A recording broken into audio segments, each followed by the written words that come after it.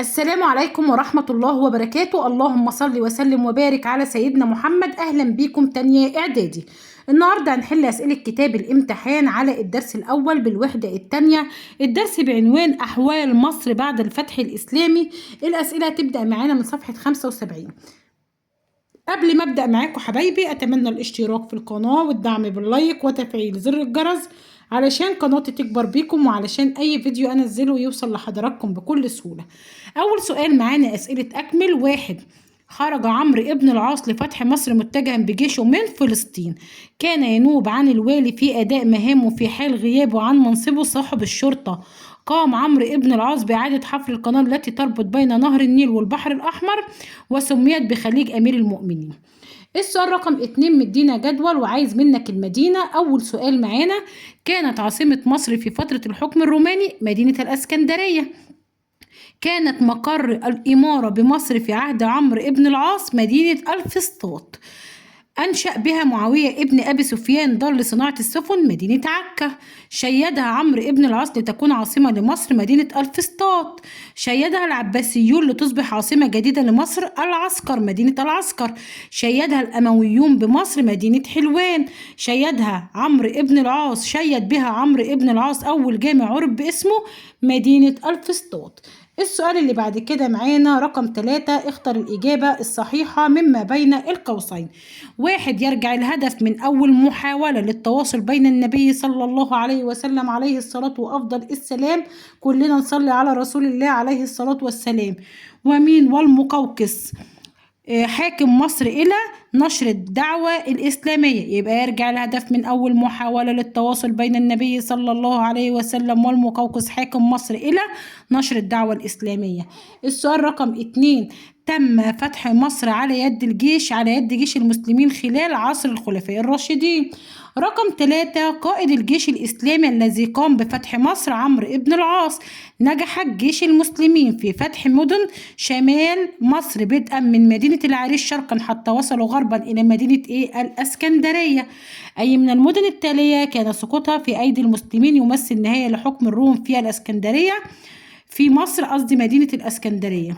يبقى أي من المدن التالية كان سقوطها في أيدي مين؟ المسلمين، يمثل نهاية لحكم الروم في مصر مدينة الأسكندرية. ألا يعود الروم لمصر ثانيا أو يحاولوا استردادها. كان الشرط السابق أحد شروط صلح عام 21 هجرية الذي تم في مدينة الأسكندرية. يبقى معانا رقم 6 الأسكندرية و5 الأسكندرية، ورقم 4 الإجابة هتبقى برضو الأسكندرية. رقم 7، بدأ الاعتماد على عناصر غير عربية في تعيين الولاة في مصر أثناء العصر العباسي الثاني. كان القاضي بمصر في عصر الولاة يعين بواسطة الخليفة. كانت مجالس القضاة في عهد عمرو ابن العاص تعقد عادة في الجامع المعروف باسمه بمدينة الفسطاط، المدينة التي أنشأ بها الخليفة معاوية ابن أبي سفيان دار لصناعة السفن ببلاد الشام. طبعا على طول هتقول مدينة عكا. تم إدخال تعديلات على صناعة تطريز الثياب بمصر لتصبح الكتابة عليها كما يتضح في الصورة المقابلة منذ الكتابة هنا باللغة العربية، يبقى منذ عصر الخلافة الأموية. من المدن التي شهدها عمرو ابن العاص بمصر مدينة الجيزة. انتقلت عاصمة مصر في العصر العباسي من مدينة الفسطاط إلى مدينة العسكر. السؤال اللي بعد كده معانا رقم 4، اكتب كلمة صواب أمام العبارة الصحيحة وكلمة خطأ أمام العبارة غير الصحيحة. وقايل لك سنة تانية مع التصويب، يعني حضرتك لازم تصوب الخطأ وتقول غلط ليه علشان تاخد درجتك كاملة. 1، بدأ التفكير في نشر الدعوة الإسلامية بمصر خلال عصر الخلفاء الراشدين. غلط ليه؟ لأن بدأ التفكير في نشر الدعوة الإسلامية بمصر خلال عهد الرسول صلى الله عليه وسلم. كلنا نصلي على رسول الله عليه الصلاة وأفضل السلام. أشار عمرو ابن العاص على الخليفة معاوية ابن أبي سفيان بفتح مصر. طبعا غلط ليه؟ لأن أشار عمرو بن العاص على الخليفة عمر بن الخطاب بفتح مصر. أبقى المسلمون على النظام السياسي الذي كان موجودا في مصر قبل الفتح الإسلامي. صح. كان من مهام صاحب الشرطة المحافظة على الأمن الداخلي. صح. اهتم الأمويون والعباسيون بتوسعة رقعة الأرض الزراعية في مصر. صح. أمر عمرو بن العاص بإنشاء مقياسا على النيل. صح. أهملت التجارة بمصر خلال عصر الولاة. غلط طبعا. ليه؟ لأن ازدهرت التجارة بمصر خلال عصر الولاة. زادت أهمية مصر من الناحية الاقتصادية بعد حفر خليج أمير المؤمنين. صح. وفد كثير من الصحابة إلى مصر بعد الفتح الإسلامي وقاموا بتعليم الشعب المصري أصول الدين الإسلامي. صح. السؤال 10. في القرن الثاني الهجري نشأ جيل من العلماء المصريين صاروا أئمة في القراءات والأدب والتاريخ. العبارة صح. قامت بمصر بعد الفتح الإسلامي نهضة علمية عظيمة وكانت دعمتها الدين الإسلامي في اللغة العربية. العبارة صح. السؤال رقم 5. عانى الشعب المصري قبل مجيء الفتح الإسلامي من اضطهاد الروم. أول المدن المصرية التي نجح المسلمون في فتحها مدينة العريش. كان يتم تعيين الولاة بمصر في عصر الخلفاء الراشدين من العرب. 4. كان يتم تغيير الولاة في مدة قصيرة بمصر في العصر العباسي الثاني. كانت الثياب المصرية مزينة بالتطريز البيزنطي حتى قام الخليفة عبد الملك ابن مروان بإدخال تعديلات عليها. تم إنشاء مدينة حلوان بمصر في عصر الخلافة الأموية. السؤال اللي بعد كده رقم 6. اكتب ما تشير إليه كل عبارة من العبارات الآتية. صلح عقده عمرو بن العاص مع حاكم مصر من قبل الروم من قبل الروم. صلح الإسكندرية. فترة تاريخية تبدأ بعد الفتح الإسلامي لمصر عام 21 هجرية ل 641 ميلادية وتنتهي ببداية تأسيس أحمد بن طولون لدولة مستقلة في مصر عصر الولاة. من النظم الإدارية التي وضعها العرب بمصر بعد الفتح الإسلامي ويقوم على أساس الشريعة الإسلامية القضاء. قناة أعاد حفرها عمرو بن العاص كانت تربط بين نهر النيل والبحر الأحمر خليج أمير المؤمنين. السؤال اللي بعد كده رقم 7. من هو خليفة المسلمين الذي تم في عهده فتح مصر عام 641؟ طبعا مين؟ عمر ابن الخطاب. بعد كده حاكم مصر الذي عقد صلحا مع عمرو ابن العاص؟ مين؟ المقوقس. أول والي على مصر بعد الفتح العربي الإسلامي لها عمرو بن العاص. خليفة أموي أمر بإنشاء دار لصناعة السفن في بلاد الشام بمدينة عكا. مين؟ معاوية ابن أبي سفيان. شيد أول عاصمة إسلامية لمصر بعد الفتح الإسلامي لها عمرو بن العاص. بنى أول جامع في مصر بعد الفتح العربي الإسلامي برضه عمرو بن العاص. من الصحابة الذين قاموا بتعليم المصريين أصول الدين بعد الفتح الإسلامي لها مين؟ عبد الله ابن عمرو ابن العاص. عبد الله ابن عمرو ابن العاص. السؤال رقم 8. رتب الأحداث التاريخية الآتية من القديم إلى الحديث. يعني عايز أقدم حاجة لأحدث حاجة. رقم 1 معانا أقدم حاجة هتكون فتح مدينة العريش. رقم 2 عقد صلح الرملة. رقم 3 إنشاء مدينة الفسطاط. رقم 4 ودي كانت أحدث حاجة إنشاء مدينة العسكر. طيب رقم 2 أقدم حاجة إرسال الرسول صلى الله عليه وسلم عليه الصلاة وأفضل السلام كتابا لمين؟ للمقوقس يدعو للإسلام. رقم 2 فتح مدينة الإسكندرية. رقم 3 حفر خليج أمير المؤمنين. وأحدث حاجة بناء مدينة مدينة حلوان. السؤال رقم 9 أسئلة بما تفسر اللي على الدرس، والأسئلة دي بتكون سهلة وبسيطة. أول سؤال معانا كسر فترة حكم الوالي بمصر أثناء العصر العباسي الثاني بسبب ضعف خلفاء العصر العباسي الثاني. كان خليفة الدولة الإسلامية يدخل أحيانا في اختيار صاحب الشرطة. هنقول لأن صاحب الشرطة كان ينوب عن الوالي في أداء مهامه حال غيابه عن منصبه. يبقى لأن صاحب الشرطة كان ينوب عن الوالي في أداء مهامه حال غيابه عن منصبه. استخدام الخليفة معاوية ابن أبي سفيان خبراء صناعة السفن في مصر من مصر إلى عكا تاني. استخدام الخليفة معاوية ابن أبي سفيان خبراء لصناعة السفن من مصر إلى عكا. هنقول الاستفادة منهم في دار الصناعة الجديدة التي أنشأها بمدينة عكا في بلاد الشام. فين؟ في بلاد الشام. 4 ازدهار العلاقات التجارية بين مصر وبلاد الحجاز مع بداية عصر الولاة. والسؤال ده مهم جدا، ركزوا معايا. هنقول بسبب ايه؟ بسبب قيام عمرو بن العاص بإعادة حفر القناة التي كانت تربط بين نهر النيل والبحر الأحمر، وسميت خليج أمير المؤمنين، والتي ساعدت على ايه؟ تنشيط التجارة بين مصر وبلاد الشام. يبقى هنقول بسبب قيام عمرو بن العاص بإعادة حفر القناة التي كانت تربط بين نهر النيل والبحر الأحمر، وسميت خليج أمير المؤمنين، والتي ساعدت على ايه؟ تنشيط التجارة بين مين؟ بين مصر وبلاد الحجاز. السؤال اللي بعد كده: إنشاء عمرو بن العاص لمدينة ألفسطاط لتكون عاصمة لمصر بديلا عن الإسكندرية. يبقى بدلا من إيه؟ بدلا عن الإسكندرية التي كانت بعيدة عن قلب مصر. تشييد مدينة العسكر في العصر العباسي لتكون عاصمة جديدة لمصر.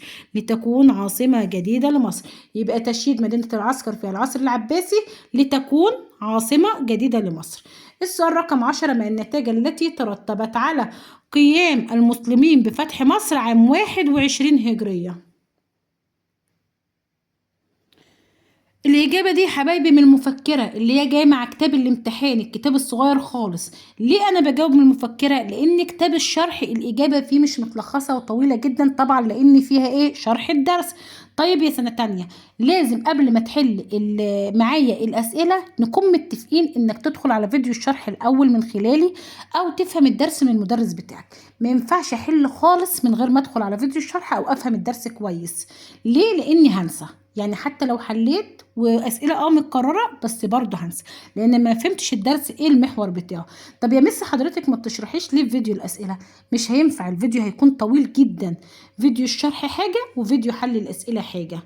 طيب يا مس ليه برضو بتحل من المفكرة؟ لأن كتاب الشرح إجابته طويلة ومش متلخصة، فهتعوز مجهود. أما المفكرة الإجابة متلخصة. وخد بالك في أسئلة بتكون غلط في المفكرة، يعني بتكون محلولة غلط، فتركز في كل سؤال. أول سؤال قلنا في من النتائج، هنقول ترتب على ذلك تحولت مصر من ولاية بيزنطية مضطهدة دينيا إلى ولاية إسلامية شاركت بدور مهم في بناء الحضارة الإسلامية، وأصبح عمرو بن العاص أول والي على مصر. السؤال رقم 2: قيام عمرو بن العاص بإعادة حفر القناة التي تربط بين البحر الأحمر ونهر النيل. هنقول ترتب على ذلك تنشيط التجارة بين مصر وبلاد الحجاز. طب أنا هكتب على السؤال ده مهم لأن السؤال ده بيتكرر في امتحانات كتير. يبقى هنقول ترتب على ذلك تنشيط التجارة بين مصر وبلاد إيه؟ وبلاد الحجاز. طيب السؤال اللي بعد كده 11: ماذا كان يحدث إذا لم يتمكن عمرو بن العاص من فتح مصر؟ السؤال ده مهم. هنقول لظلت مصر ولاية تابعة للدولة البيزنطية ومضطهدة دينيا، ولم تتحول إلى ولاية إسلامية في ذلك الوقت، ولم يصبح عمرو بن العاص أول والي على مصر. السؤال رقم 2: تمتع الخلفاء في العصر العباسي الثاني بالقوة بالنسبة للولاة في مصر. هنقول لن تقل مدة حكم الولاة في مصر وسيحدث استقرار للبلاد. يبقى لن تقل مدة حكم الولاة في مصر وسيحدث استقرار للبلاد. طب السؤال رقم 12: أسئلة دلل على صحة كل عبارة من العبارات الآتية. أكد صلح الإسكندرية على مبدأ الحرية الدينية. طبعا من أول سؤال معانا من رقم 1 إلى 11 موجودين في المفكرة، وإجابتهم متلخصة جدا وكويسة جدا في المفكرة. أما في كتاب الشرح الإجابة بتكون طويلة جدا. هي الإجابة، بس الإجابة فيها إيه؟ فيها الشرح، يعني فيها شرح السؤال. يعني أنت جاوبت الإجابة دي ليه؟ عشان شرح السؤال ده طبعا موجود فين؟ في فيديو الشرح. هنقول حيث تضمن صلح الإسكندرية حقوق لليهود. حيث تضمن صلح الإسكندرية حقوق لليهود والمسيحيين من خلال تعهد عمرو بن العاص ألا يتعارض المسلمين للكنائس بسوء، وأن يبقى اليهود في الإسكندرية. السؤال رقم 2: منح صلح الإسكندرية الأمان للحماية الرومية. طيب ركزوا معايا. هنقول حيث كان من شروط صلح الإسكندرية أن يتم ترحيل الحماية الرومية عن طريق البحر، ويحمل الجنود معهم متاعهم وأموالهم وهم آمنون على ذلك. وهم آمنون على إيه؟ على ذلك. رقم 3: أعطى عمرو بن العاص لأهل مصر مثالا لسماحة الإسلام. هنقول حيث منح أهل مصر الحرية الدينية وحرص على حماية أموالهم وأماكن العبادة الخاصة بهم. يبقى نقول حيث منح أهل مصر الحرية الدينية، وكمان وحرص على حماية أموالهم وأماكن العبادة الخاصة بهم. طيب السؤال اللي بعد كده رقم 4: كان لصاحب الشرطة بمصر خلال عصر الولاة مهام محددة. هنقول حيث كان من مهامه: واحد، المحافظة على الأمن الداخلي بمنع وقوع الجرائم والقبض على الجناه، تنفيذ العقوبات التي يحكم بها القضاة، الإنابة عن الوالي في أداء مهامه حال غياب الوالي عن منصبه. الإنابة عن الوالي في أداء مهامه حال غياب الوالي عن منصبه. السؤال رقم كام؟ السؤال رقم 6. رقم 5: اهتم المسلمون بشؤون الزراعة والري في مصر في عصر الولاة. هنقول حيث أمر عمرو بن العاص بإنشاء مقياس على النيل، واهتم الأمويون والعباسيون بتوسعة رقعة الأرض الزراعية وحفر الترع والقنوات. السؤال اللي بعد كده معانا رقم 6: تعددت المشروعات المائية المرتبطة بنهر النيل خلال حكم عمرو بن العاص لمصر. هنقول حيث قام به: واحد، إنشاء مقياس على النيل. اتنين، إعادة حفر القناة التي كانت تربط بين نهر النيل والبحر الأحمر وسميت بخليج أمير المؤمنين. السؤال اللي بعد كده 7: حدث تغيير في صناعة النسيج خلال حكم الخليفة الأموي عبد الملك ابن مروان. هنقول حيث كانت الثياب المصرية مزينة بالطراز البيزنطي حتى أمر الخليفة الأموي عبد الملك ابن مروان أن تكون الكتابة على النسيج باللغة العربية. السؤال رقم 8: في دليل تعددت عوامل ازدهار التجارة بمصر أثناء عصر الولاة. هنقول بإيه؟ هنقول حيث ازدهار الصناعة حيث ازدهار الزراعة والصناعة، وقيام عمرو بن العاص بإعادة حفر القناة التي كانت تربط بين نهر النيل والبحر الأحمر وسميت بإيه؟ بخليج أمير المؤمنين، مما ساعد على تنشيط التجارة بين مصر وبلاد الحجاز. يبقى هنقول حيث ازدهار الزراعة والصناعة، وقيام عمرو بن العاص بإعادة حفر القناة التي كانت تربط بين نهر النيل والبحر الأحمر وسميت بخليج أمير المؤمنين، مما ساعد على تنشيط التجارة بين مصر وبلاد الحجاز. السؤال اللي بعد كده رقم 9: برع المصريون في صناعة السفن في عصر الولاة. هنقول حيث استخدم الخليفة الأموي معاوية ابن أبي سفيان الخبراء من مصر للاستفادة منهم في دار صناعة السفن الجديدة التي أنشأها في بلاد الشام بمدينة عكا. السؤال اللي بعد كده رقم 10: اهتم العرب المسلمون بإنشاء المدن في مصر. هنقول حيث قاموا بإنشاء مدينة الفسطاط ومدينة الجيزة شيدهما عمرو بن العاص، ومدينة حلوان شيدت في العصر الأموي، ومدينة العسكر كعاصمة جديدة لمصر شيدت في العصر العباسي. السؤال اللي بعد كده وده آخر سؤال معانا: في دلل تعددت الأدوار التي كان يقوم بها جامع عمرو بن العاص. هنقول حيث كانت مسجدا ومدرسة دينية وعلمية ومركز للقضاء. حيث كانت مسجدا ومدرسة دينية وعلمية ومركزا للقضاء. السؤال رقم 13: ما العلاقة بين الفتح الإسلامي لمصر وأوضاعها السياسية؟ هنقول العلاقة إن الفتح الإسلامي تحولت مصر بعد الفتح الإسلامي من ولاية بيزنطية إلى ولاية إسلامية. العلاقة تحولت مصر بعد الفتح الإسلامي من ولاية بيزنطية إلى ولاية إسلامية. طيب 2: ما العلاقة بين الولاة في مصر وخلفاء العصر العباسي الثاني؟ هنقول نظرا لضعف خلفاء العصر العباسي الثاني كان يتم تغيير الولاة في مدة قصيرة. يبقى هنقول نظرا لضعف خلفاء العصر العباسي الثاني كان يتم تغيير الولاة في مدة قصيرة. طيب ما العلاقة بين عمرو بن العاص والتطور العمراني لمصر؟ هنقول العلاقة إن حيث شيد عمرو بن العاص مدينة الفسطاط لتكون عاصمة لمصر وشيد بها أول جامع عرف باسمه، كما شيد مدينة مدينة الجيزة.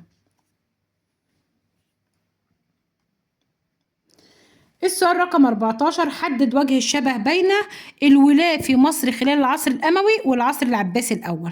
هنقول حيث كان يتم تعيين الولاة في مصر خلال العصرين الأموي والعباسي الأول من العرب. تاني: حيث كان يتم تعيين الولاة في مصر خلال العصرين الأموي والعباسي الأول من العرب.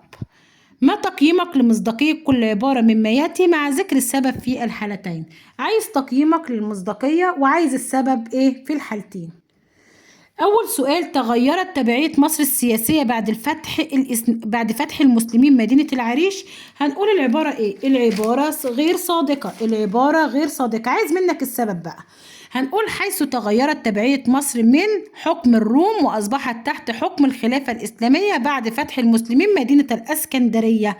يبقى العبارة غير صادقة. ليه؟ لأن تغيرت تبعية مصر من حكم الروم وأصبحت تحت حكم الخلافة الإسلامية بعد فتح المسلمين مدينة الإسكندرية. طيب السؤال رقم 2، ظلت مدينة العسكر عاصمة لمصر حتى عصر الدولة العباسية. هنقول برضو العبارة غير صادقة. العبارة غير صادقة.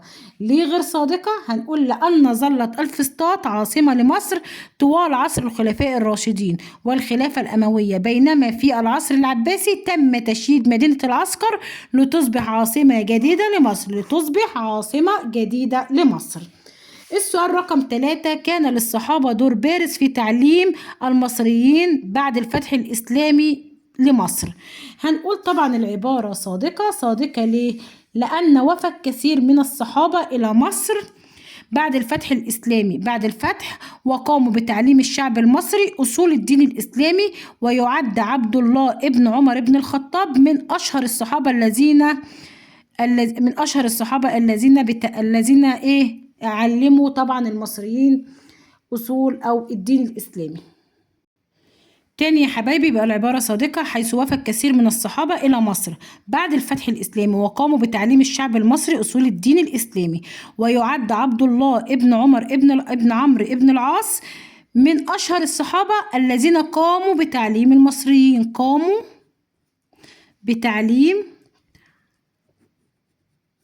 المصريين.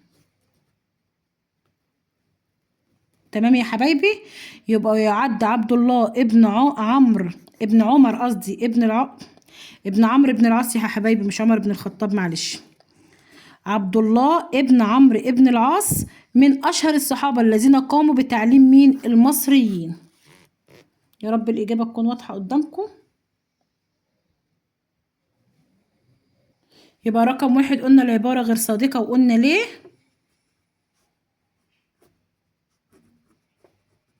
ورقم 2 العبارة غير صادقة، وطبعا قلنا السبب عشان هو قايل لك مع ذكر السبب. رقم 3 العبارة دي غير صادقة. ورقم 3 العبارة صادقة. تمام يا حبايبي. السؤال رقم 16، بعد قراءة شروط الصلح المقابلة أجب عما يأتي. حدد الفئات التي تضمن الصلح حقوقها. طبعا من أهم شروط صلح الإسكندرية، أنت عرفت إن ده صلح الإسكندرية؟ هتقول الحامية الرومية والمسيحيين واليهود. يبقى الفئات الحامية الرومية والمسيحيين واليهود، لأن ده صلح من أهم شروط صلح الإسكندرية. حدد المبادئ المختلفة التي تتضمنها شروط الصلح. هنقول أكد الصلح اللي هو صلح الإسكندرية، أكد الصلح على مبدأ الحرية الدينية ومبدأ احترام الآخر. يبقى أكد الصلح على مبدأ الحرية الدينية كمان ومبدأ احترام الآخر. لو انت مش واضحة، ومبدأ احترام الآخر. تمام، عشان ممكن هنا تكون مش واضحة. ما رأيك في تعامل عمرو ابن العاص مع أهل مصر بعد الفتح الإسلامي للبلاد؟ رأيي طبعا أؤيد ذلك أو مع ذلك، ولو ضد ذلك هتكتب ضد ذلك وهتكتب رأيك. السؤال ده طبعا أي إجابة بتكتبها فيه بتكون صح. حيث أعطى عمرو ابن العاص لأهل مصر مثالا لسماحة الإسلام، فمنح أهلها الحرية الدينية وحرص على حماية أموالهم وأماكن العبادة الخاصة بهم. يبقى هنقول مع ذلك حيث أعطى عمرو ابن العاص لأهل مصر مثالا لسماحة الإسلام، فمنح أهلها الحرية الدينية وحرص على حماية أموالهم وأماكن العبادة الخاصة بهم. السؤال رقم 17 أسئلة للتمييز. أول سؤال معانا، اختر الإجابة الصحيحة مما بين القوسين. من أسباب فتح مصر تأمين حدود الدولة الإسلامية من جهة الشمال الغربي. تم اتباع نظام إداري في مصر قائم على قصر مدة حكم الوالي خشية الانفراد بحكم البلاد. يتضح من تحليل مضمون العبارة السابقة إنه تم تطبيق تلك السياسة خلال العصر العباسي الثاني، هو اللي كان فيه مدة الحكم بتكون قصيرة. أول قاضي لمصر بعد الفتح الإسلامي تم تعيينه بواسطة مين؟ عمر بن الخطاب. يرجع السبب الرئيسي في ازدهار مدينة الفسطاط طوال عصر الولاة إلى وجود مقر الحكم بها. السؤال رقم 18، ما تقييمك لمصداقية كل عبارة مما يأتي مع ذكر السبب في الحالتين. يعني عايز العبارة صادقة أو غير صادقة والسبب. كانت أولى المحاولات لنشر الإسلام بمصر عن طريق المراسلات. طبعا العبارة إيه؟ العبارة بتكون صادقة. صادقة عايز منك السبب. هتقول حيث بدأ التفكير في نشر الإسلام بمصر منذ عهد الرسول صلى الله عليه وسلم. منذ عهد، عفوا يا حبايبي، أيوة تمام كده، معلش عفوا عشان لو الصورة ما كانتش واضحة أوضحها لكم أكتر. هنقول العبارة صادقة حيث بدأ التفكير في نشر الإسلام بمصر منذ عهد الرسول صلى الله عليه وسلم عليه الصلاة وأفضل السلام. كلنا نصلي على رسول الله عليه الصلاة وأفضل السلام. حينما أرسل كتابا لمين؟ للمقوقز حاكم مصر يدعو لإيه؟ للإسلام. يبقى قلنا العبارة صادقة حيث بدأ التفكير في نشر الإسلام بمصر منذ عهد الرسول صلى الله عليه وسلم عليه الصلاة وأفضل السلام. حينما أرسل كتابا للمقوقز حاكم مصر يدعو لإيه؟ يدعو للإسلام. طيب السؤال رقم 2، ما تقييمك؟ اختلف ولاة مصر في العصر العباسي الثاني عن العصر الأموي في الأصل العرقي. هنقول في العصر العرقي هنقول العبارة صادقة. ليه بقى العبارة صادقة؟ عايز السبب. العبارة صادقة حيث كان الأمويون يعينون الوالي من العرب، بينما كان العباسيون في العصر العباسي الثاني يعينون الوالي من الفرس والأتراك. يبقى لما تقول العبارة صادقة أو غير صادقة لازم تكتب السبب مادام قالك مع ذكر السبب. هتقول حيث كان الأمويون يعينون الوالي من العرب، بينما كان العباسيون في العصر العباسي الثاني يعينون الوالي منين؟ من الفرس والأتراك. السؤال اللي بعد كده رقم 19، حدد أوجه الارتباط بين إعادة حفر خليج أمير المؤمنين وأوضاع مصر الاقتصادية. السؤال ده مهم جدا، بصوا جدا. هنقول أدى، هو بيقول لك حدد أوجه الارتباط، هنقول أدى، ركز معايا بقى. أدى إعادة عمرو بن العاص حفر القناة التي كانت تربط بين نهر النيل والبحر الأحمر وسميت بخليج أمير المؤمنين إلى تنشيط التجارة بين مصر وبلاد الحجاز. يبقى أدى إعادة عمرو بن العاص حفر القناة التي كانت تربط بين نهر النيل والبحر الأحمر وسميت بخليج أمير المؤمنين إلى إيه؟ إلى تنشيط التجارة بين مصر وبلاد الحجاز. السؤال اللي بعد كده رقم 20،